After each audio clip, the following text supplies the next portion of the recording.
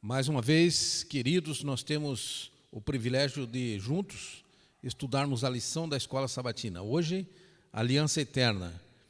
O verso de Gênesis 17, o verso 7, diz o seguinte: estabelecerei uma aliança entre mim e você e a sua descendência no decurso das suas gerações. Aliança perpétua para ser o seu Deus e o Deus da sua descendência. E ele estava falando com um personagem muito conhecido da Bíblia no passado, e a lição vem mostrando que ele está falando para nós em 2021. Que Deus possa abençoar você que está aí nos assistindo, no momento em que você assistir através do canal do YouTube da Igreja da Fazendinha, já deixe lá o seu sinal de aprovação, que é o like, né? E comente alguma coisa lá a respeito, para que nós possamos melhorar mais e fazer a vontade de Deus através das redes sociais. Boa noite, Pérez. Boa noite, Adelir. Que bênção. Está caindo uma chuva lá fora. Graças a Deus estamos aí precisando de chuva e Deus tem enviado chuvas.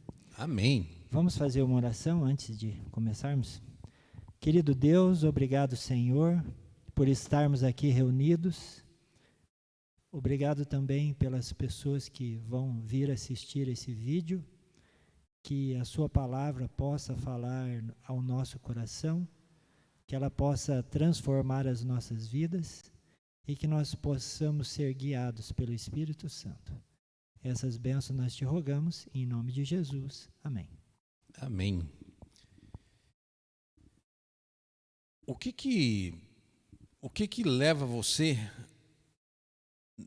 você, Adelir, nessa lição, e aqueles que tiveram o privilégio de ter em mãos o nosso manual da Escola Sabatina, que é mais conhecido por nós adventistas como lição da Escola Sabatina. O que leva você para Apocalipse 14, verso 6? Ali fala da mensagem, das mensagens, né? As 3 mensagens. Ali diz que nós precisamos pregar um evangelho eterno. E aqui eu acho interessante que a lição fala que o evangelho eterno, no sentido de que sempre existiu, sempre esteve lá, e foi prometido a nós em Cristo Jesus antes dos tempos eternos. Ou seja, esse evangelho eterno, ele existiu antes da criação. Nós vemos que Deus elaborou um plano, porque ele sabia que o homem poderia vir a pecar. E pensando nisso, Deus elaborou o plano da redenção. Então esse evangelho eterno, ele foi preparado por Deus, né? Deus, por meio de sua graça e amor salvíficos, oferece a salvação que você não merece, nem pode obter. E você, em resposta, o ama de todo o seu coração. Amor manifestado pela obediência à lei, porque este é o amor de Deus, que guardemos os seus mandamentos. Então nós vemos aqui, Pérez, que esse evangelho é o evangelho da graça, da salvação em Cristo Jesus. Porque será que nós merecemos, Pérez, ser salvos? O que você acha? Alguém tenta fazer por merecer e pela lição, acabou sentindo que todo o esforço que a gente faz para ser salvo, ele só traz assim um despreparo, né? Porque a gente tenta fazer pelos nossos próprios esforços e acaba trazendo consequências para a nossa vida, né? Então, a aliança divina da graça é chamada diversas vezes de aliança perpétua ou eterna. Por quê? Porque foi o Eterno que ofereceu ela para nós, né? Gênesis 9, verso 16, diz bem assim: o arco estará nas nuvens, vê-lo-ei e me lembrarei da aliança eterna entre Deus e todos os seres viventes de toda a carne que há sobre a terra. Então não era só para aquele tempo, né, Adelir? para toda a carne. Essa aliança Deus fez depois do dilúvio, queridos. Deus fez uma aliança, e essa aliança, essa promessa que Deus fez, ela é uma promessa que não depende de nós, seres humanos. Ela é uma promessa, não é uma promessa condicional. Ou seja, Deus prometeu que nunca mais destruiria o planeta com inundação e colocou o seu arco-íris no céu, dizendo como prova da aliança que ele fez com o ser humano. No parágrafo 2º aqui, de sábado, diz assim: porque a essência do Evangelho é a aliança, e a essência da aliança é o Evangelho. Então, nem o Evangelho, nem a aliança, para nada serve sozinho, né? Então tem que ter, por isso que é aliança. Então, um casamento, uma união entre propósitos que podem ter sido diferentes no passado, mas agora, através de uma aliança, passam a ser uma proclamação igual, idêntica, né? Uma proclamação que vai trazer conforto para ambas as partes. Então, a proclamação do Evangelho é a aliança, isto é, pregar o amor de Deus, falar do amor de Deus. O Evangelho, falar do amor de Deus, falar do sacrifício que Deus fez, né? Entregando seu Filho. Mesmo o Filho se colocando no nosso lugar, ainda Deus, com certeza, como Pai, ele tinha ali algumas restrições, né? Mas ele se sentiu seguro, porque ele sabia que mesmo que precisasse perder a vida como ser humano, no caso do nosso amado Jesus, ele traria ali esse benefício para que todos pudessem ter a vida eterna. Então, para que todos façam e cumpram essa aliança. Então, nós temos que não somente nos enganjar, mas nós temos que cumprir essa aliança. E ela passa pelo que a gente vê ali, a aliança e o Evangelho no domingo, né? Então, a Bíblia fala da aliança e o Evangelho aparecerem juntos. Embora a ideia de aliança existisse antes da nação de Israel, por exemplo, a aliança com Noé, e a promessa da aliança tem sido feita antes do surgimento da nação. Quer dizer, antes da criação do mundo, né, Adelir? Sim, por isso que é o Evangelho eterno, que ele foi criado por Deus antes, né? Desde o início, a verdade central da aliança foi o Evangelho. A salvação somente pela graça, mediante a fé. Nós vemos aqui fala de qual foi a promessa da aliança feita a Abraão. Qual que foi, Pérez, a promessa da aliança feita a Abraão? Em Gênesis 12, do verso 1 em diante, não vamos ler tudo, mas aqui a primeira parte, os primeiros versos já dizem assim: ora, disse o Senhor a Abrão, né, que não era Abraão ainda, sai da tua terra, da tua parentela, da casa de teu pai, e vai para a terra que eu te mostrarei. De ti farei uma grande nação e te abençoarei e te engrandecerei o nome. Sê tu uma bênção. Abençoarei os que te abençoarem e amaldiçoarei os que te amaldiçoarem. Em ti serão benditas todas as famílias da terra. Aqui a lição diz que os que creem no Evangelho podem ter a salvação mediante a fé. Abraão creu em Deus, nas suas promessas, e por isso foi justificado diante do Senhor. Abraão procurou manter sua parte na aliança pela obediência, como visto em Gênesis 22, no Monte Moriá.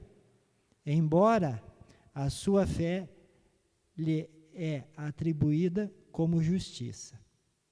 Então nós vemos que Abraão, ele creu no Senhor. E porque ele creu no Senhor, Deus deu a graça para ele, né? E depois disso vem a obediência. Primeiro vem a graça, né, Pérez? E depois a obediência. A obediência é um ato de amor demonstrado a Deus através da obediência. Então, Jesus diz assim: aquele que me ama, faz o quê? Guarda os meus mandamentos. Porque não adianta nada nós falarmos que amamos a Deus e não lhe obedecemos. Seria amor verdadeiro esse? De forma nenhuma. Então, para nós termos essa firmeza de propósito, né, de realmente guardar a aliança, nós temos que conhecer as Escrituras. Porque por nós mesmos, os nossos esforços, a gente já viu que não vai dar certo, né? Então, a firmeza nas Escrituras e na fé também fazem com que os cristãos creiam no Evangelho, que é as boas novas da salvação, né? Ninguém mais cria, já mesmo naquela época, antes do dilúvio, já ninguém acreditava mais que eles poderiam ser salvos, né? A promessa que foi feita lá, quando o inimigo feriria o calcanhar e a semente do ser humano pisaria a cabeça da serpente, né? Esse evangelho que já foi, essa promessa que foi feita ali, ela vai ter que se cumprir, né? Ela se cumpre.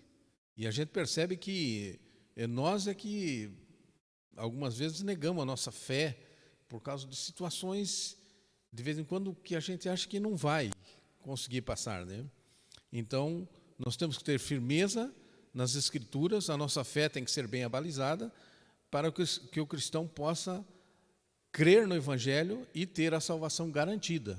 Quer dizer, saber, Deus já prometeu, e o que Deus promete, Deus cumpre, então nós estamos ali com, como dizem alguns, com os pés na terra, mas com os olhos no céu. Gálatas 3,6 diz assim, queridos. Paulo citou em Gálatas 3,6 a passagem sobre a fé que Abraão teve e que lhe foi atribuída para a justiça. Gálatas 3:8 e 9 mostra que as promessas da aliança são feitas a todos, judeus e gentios, os que têm fé, e assim são justificados pela fé sem as obras da lei, por mais que sejam obrigados por causa da aliança a obedecer à lei. Então, Jeremias escreveu aqui, está lá em Jeremias 31, diz assim, 31, 33. Olha o que Deus nos diz, Pérez. Porque esta é a aliança que farei com a casa de Israel, depois daqueles dias, diz o Senhor. Na mente lhes imprimirei as minhas leis, e também no seu coração as escreverei. Eu serei o Deus deles, e eles serão o meu povo. Olha só, então Deus quer escrever a lei dele aonde, Pérez? No nosso coração, né? E que a mente da gente esteja aberta para também ficar ali a mensagem escrita. Eu tenho ali algumas coisas que acontecem na vida da gente, né? E tem um dos hinos que está gravado num pendrive e eu sempre deixo no meu carro, e agora o meu neto Davi, ele me questionou, né? Ele disse, olha, por que que a música diz que Deus é esse? Né? Mas é aquela música que diz assim, que Deus é esse que fez o seu projeto no deserto e tal. E ele ficou me questionando. Então já foi uma boa situação em que eu pude falar para uma criança, né, para que ele tenha assim mais desenvoltura e volte, quem sabe, o pai e a mãe agora, né, a frequentar a igreja e fazer a vontade de Deus através desse menino, porque ele não deixa de cantar essa música agora. Pérez, aliança e Israel. Não é por causa da justiça de vocês, nem por causa da retidão dos seus corações, que vocês entrarão para possuir a terra dessas nações. Mas o Senhor, o seu Deus, as expulsará diante de vocês, por causa da maldade delas, e também para confirmar a palavra que o Senhor, o seu Deus, jurou a seus pais, Abraão, Isaque e Jacó. Como a realidade das promessas da aliança se manifesta nesse verso, Pérez? A gente percebe que nenhuma promessa divina, ela fica sem cumprimento.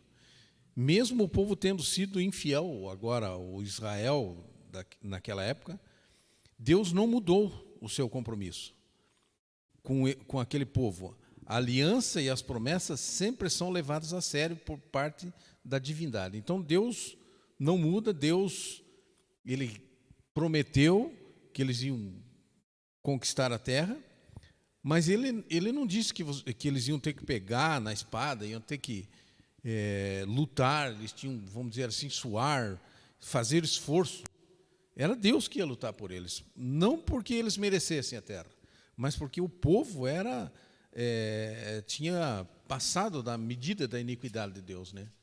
Então Deus agora precisava dar assim, não uma punição, mas a justiça divina para aquele povo, porque eles tinham ouvido falar, né?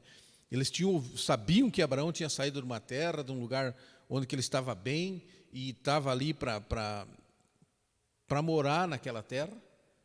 Então eles poderiam ter quem sabe, se tocado, usando os termos atuais aí dos jovens, né? Mas eles poderiam ter se convertido. E Deus, com certeza, teria perdoado eles, né? Como perdoou Nínive. Nas lições do trimestre passado a gente estudou isso. Agora a gente percebe que eles não tinham mais, né? Eles continuaram praticando coisas erradas, né? Até que Deus disse, olha, não tem mais jeito, então vou ter que tirar eles dessa terra, uma terra boa, deixei tudo na mão deles e eles não fizeram por merecer. E agora Abraão estava entrando ali para tomar conta daquela terra. Pérez, lá no livro de Êxodo 2:24 diz assim, ó: ouvindo Deus o seu gemido, lembrou-se da sua aliança com Abraão, com Isaque e com Jacó. Então o povo estava lá no Egito e o povo clamou a Deus lá no Egito. E o povo merecia que Deus salvasse eles, Pérez? Não merecia, mas Deus é justo, né? E era propósito de Deus que eles aprendessem lá no Egito, né? Que eles passassem aquele tempo lá e de lá eles saíssem de uma forma diferente. Mas eles estavam se acostumando lá e Deus teve que tirar eles, mesmo, vamos dizer assim, antes deles completarem ali a sua conversão, né? Porque não ia ter conversão lá. Então eles tiveram que passar tudo o que a gente já estudou nas 2 lições anteriores, sair daquele lugar com sofrimento, e Deus teve que mostrar a sua forte mão ali e trazer eles para o deserto. Eles caminharam ali, eles desobedeceram, eles fizeram uma série de coisas erradas. Então, merecer mesmo não mereciam. E nós também, com tantas coisas que nós temos na nossa vida, tantos pensamentos errôneos, nós também não temos essa capacidade, né, de receber assim de Deus essa bênção. Nós nos esforçamos e Deus faz a parte dele. Então, queridos, nós vemos que o povo não merecia, mas Deus, para cumprir a promessa que ele tinha feito a Abraão, Isaque e Jacó, e pelo seu próprio nome, Deus foi lá e tirou eles do Egito. O livro da aliança. Deuteronômio é o livro da aliança. Nós vemos aqui uma repetição da lei. Aqui no livro de Deuteronômio, nós vemos que Deus relembra a lei, a parte do povo na aliança. Ou seja, primeiro Deus tirou o povo do Egito, certo? Primeiro veio a graça. Depois que Deus tirou eles do Egito, não porque eles mereciam, mas porque Deus é amor e Deus cumpre as suas promessas. Deus tirou eles do Egito, Pérez, levou eles até o Monte Moriá, e lá no Monte Moriá, não, no Monte Sinai, lá no Monte Sinai, Deus deu para eles a lei. E a parte deles na aliança era fazer o quê? Era cumprir a lei, né? Fazer valer aquele esforço todo, vamos dizer assim, que Deus fez, né? Que para Deus era normal tirar o povo de lá e ir mostrando para eles. Agora eles tinham que ter um norte, vamos dizer assim, eles tinham que ter uma lei para seguir. E mesmo assim eles não conseguiram. E aí Moisés teve que repetir, né, em Deuteronômio. E mesmo Moisés a gente viu que teve dificuldades. Vamos adiantar. Olha só o que o livro Desejados de Todas as Nações diz, queridos. Antes que os fundamentos da terra fossem lançados, o Pai e o Filho se uniram em aliança para redimir o ser humano, caso ele fosse vencido por Satanás. Deram as mãos em um solene compromisso de que Cristo se tornaria o fiador da humanidade. Olha só que bênção.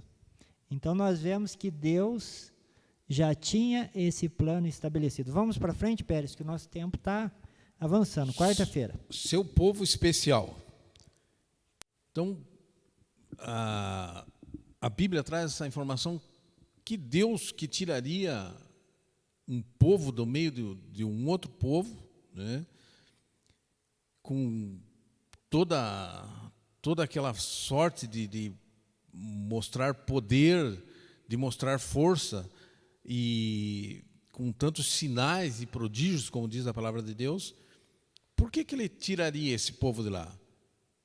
E a gente viu nas lições anteriores que Moisés chegou a dizer, olha, se eu não quero ser como Abraão, né, que era um ancestral dele, eu quero que o Senhor salve esse povo, né, que o Senhor mostre para ele, ou risque meu nome do seu livro, mas eu quero que esse povo herde a Canaã terrestre.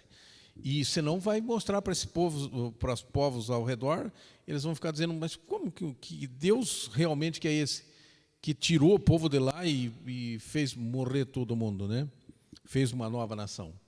Quer dizer, as nações perigosas, ou as nações complicadas ali, aquelas pessoas que iriam trazer dificuldades para o povo de Deus, eles continuariam ali. Mas tinha que ter um povo que realmente cumprisse a aliança, fizesse o papel dele, né? Porque Deus estava fazendo a parte dele.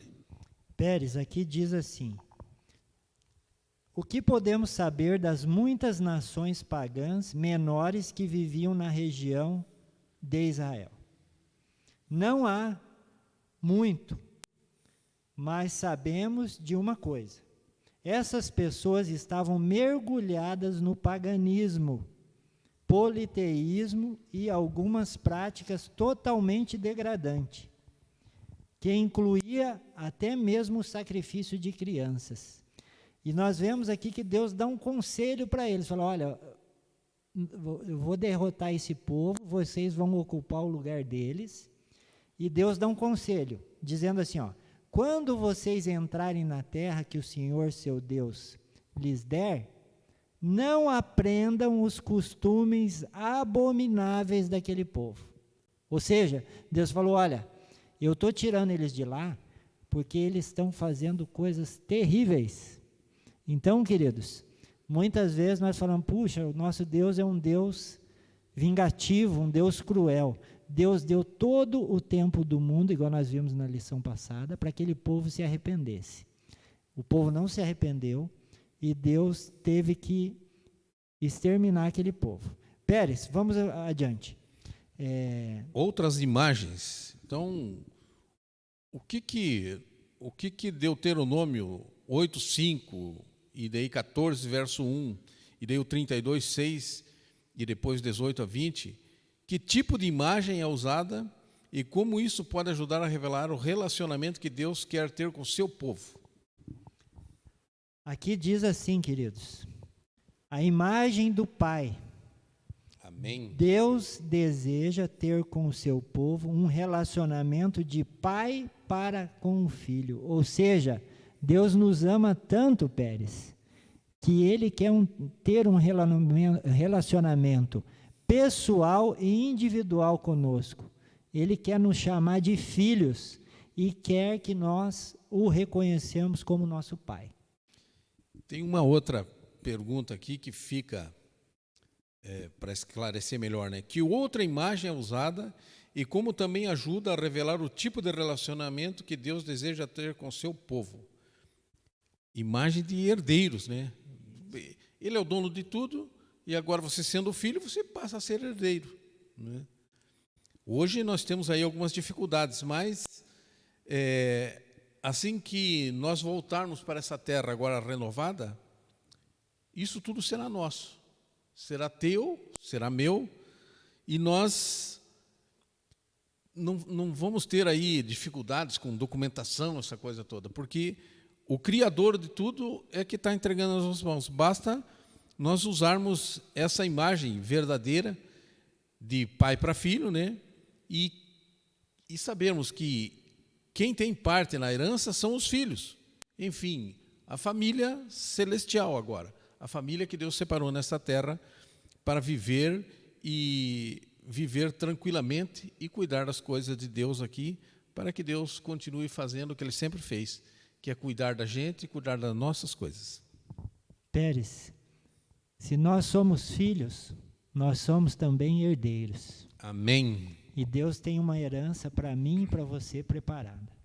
A Bíblia diz assim que nem olhos viram e nem ouvidos ouviram aquilo que Deus tem preparado para mim e para você. Queridos, o povo de Israel, eles tinham que ser um povo. Deus queria exaltar o povo de Israel sobre todas as nações. E nós vemos isso, Pérez, na vida de Salomão. Salomão foi uma pessoa muito honrada por Deus. E a rainha de Sabá, quando foi lá, ela ficou admirada de ver como era o reino de Israel. Ou seja, Deus estava exaltando o reino de Israel para que o reino de Israel fosse uma luz em meio às trevas. Só que nós vemos que eles falharam muitas vezes, né, Pérez? Mas, queridos, que Deus abençoe você. Estude aí a sua lição. Aqui nós fazemos só uma recapitulação, né, Pérez? Essa lição está maravilhosa. Estude ela. Participe conosco aqui na igreja. Amanhã nós vamos estar aqui presencialmente, participando aqui com os nossos irmãos das nossas classes. E que Deus abençoe você. Pérez, faz oração para a gente encerrar. Te agradecemos, grande Deus e Pai, pelos cuidados, pelas bênçãos e tudo mais que o Senhor tem nos colocado à disposição para que possamos usufruir delas. Amém. Te agradecemos pela chuva que cai e já ficamos contentes porque nós temos a certeza de que o Senhor está regando a terra para que ela possa fazer com que essas águas voltem a correr normalmente nos seus lugares, nos rios, nos mares, onde o Senhor as colocou, e nós queremos pedir que essa bênção continue sendo acrescentada em nossas vidas. Amém. Queremos também que os nossos queridos que vão nos ouvir logo mais, o momento em que estiver nos ouvindo, que eles possam dar o seu consentimento para que nós possamos fazer sempre a sua vontade e que eles possam também entender e colocar em prática em suas vidas. Dá-nos esse privilégio, Senhor, mesmo sendo falhos e pecadores, te imploramos o seu perdão e a sua condução nos momentos que se seguem e na vida nossa enquanto estivermos nesta terra, por Jesus. Amém.